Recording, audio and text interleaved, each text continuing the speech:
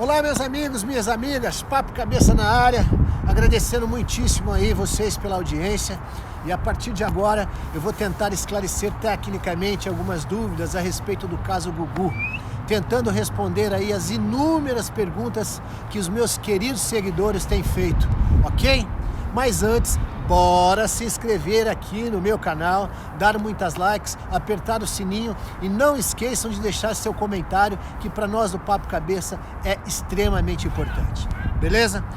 Primeiro questionamento, seguindo uma ordem de importância, é: o que teria feito o Gugu não deixar um tostão sequer para a mulher com quem ele conviveu por longos anos e hoje é a mãe dos seus 3 filhos herdeiros? Galera, essa resposta é muito simples. Mais objetivamente, é maldade pura. Diria absoluta falta de apreço ao ser humano que privou sua própria vida, aceitando toda sorte de limitações para prover a família e agraciar o Gugu com os seus 3 filhos. Família margarina, aliás, que fez com que muitas empresas anunciantes rendessem ao senhor Gugu muito dinheiro. Logo, só por isso é possível entender a importância de Rose na vida do Gugu. Em resumo, Gugu usou, abusou, fez negócios e descartou Rose como se faz com qualquer objeto. Segundo questionamento: por que a família do Gugu não propôs um acordo para que Rose não discutisse a legalidade do testamento em juízo?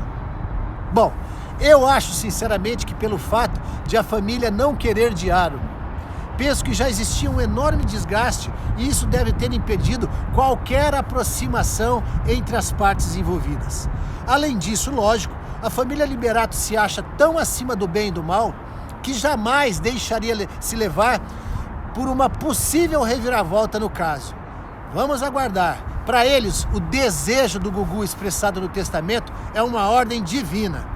Muito mais divina ainda, porque deixou para a família, irmã e filhos, o poder supremo sobre os bens. Além, é claro, de a administração estar nas mãos da irmã Aparecida, que deve estar pouco se lixando aí para tudo que estão falando do seu irmão. Não duvidem, ok? Terceiro questionamento: seria apenas coincidência vazarem dados sigilosos de um processo judicial em que o Gugu teria sido acusado de abuso sexual infantil? E aparecer do nada o tal Thiago Salvático, que hoje também briga pela herança do Gugu? A quem interessaria tais revelações? Realmente, meus queridos, muito estranho que essas informações, especialmente o vazamento de dados processuais sigilosos, algo aliás que curiosamente passou despercebido e sumiu magicamente da imprensa, apesar de ser tão importante. Quanto ao Thiago, acredito piamente que ele tenha sido companheiro do Gugu nesses últimos anos, mas entre eles não é possível, não há base legal para o reconhecimento de qualquer união, além de um namoro à distância. Esse tipo de relação, aliás, era muito comum na vida do Gugu, apesar de poucos aí saberem disso. Mas não há dúvida de que a revelação de casos extraconjugais, homoafetivos ou não, tende a enfraquecer um dos requisitos para o reconhecimento da união estável pedido por Rose, que é o objetivo de constituição de família. Mas vejam que essas histórias de envolvimento com rapazes aí, essa revelação de que Gugu era gay ou bissexual, não importa, não necessariamente apaga a relação à vida com Rose, que a todo momento permaneceu ao lado do Gugu. Então, meus queridos, na verdade, Rose está à mercê da justiça brasileira. Não tem jeito. E aí é que mora o perigo. Quarto questionamento: por que Rose concordou em assinar em 2011 o contrato de compromisso conjunto para a criação de filhos, sabendo que este contrato lhe traria consequências ruins no futuro?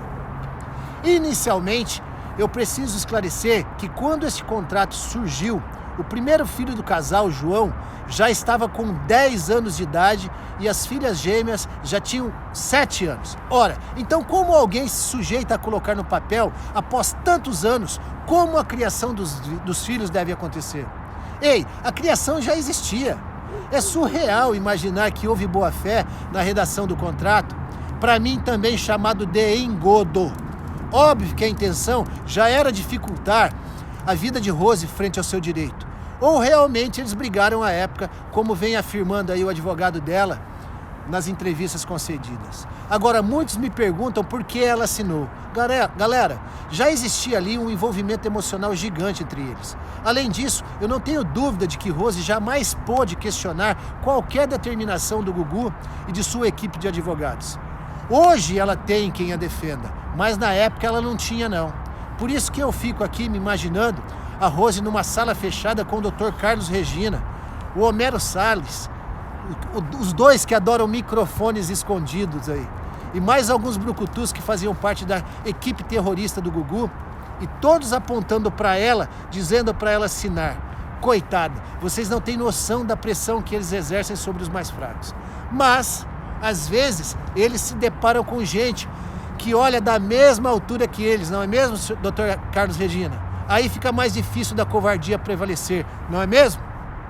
E mais, se Rose foi capaz de abrir mão da sua profissão, eu diria da sua própria vida, por que não assinaria um documento que certamente lhe foi vendido como sendo o melhor para seus filhos? Lendo os termos do contrato, hoje, não tenho dúvida de que Rose foi enganada e não sabia o que aquela assinatura representava de ruim para ela. E mais, o fato de existir qualquer outro documento que a descreva como solteira não inviabiliza o reconhecimento da união estável, porque, de fato, enquanto a união estável não for reconhecida judicialmente, para todos os efeitos, Rose continua sendo solteira.